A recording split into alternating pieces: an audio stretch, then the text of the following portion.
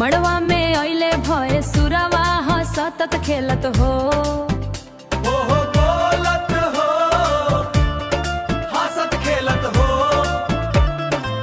साली सब छेड़े लागल मीठ मीठ बोलत हो मीठ बोलत हो।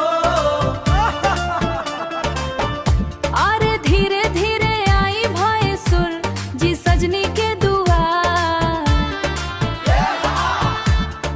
आजू गारी सुने बिना मिली आजू गारी सुने बिना मिली रहुरा सत्कार। गारी बिना सुना लागे शादी बियाह के रीत।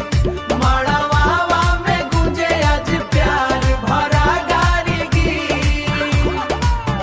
मड़वावा में गुंजे आज प्यार भरा गारी गीत। ननदी हंसे भौजी हंसे बाजे सहनाई हो बाजे सहनाई हो। मड़वा में गूंजे आज देहाती गारी गाई हो देहाती गारी गाई हो।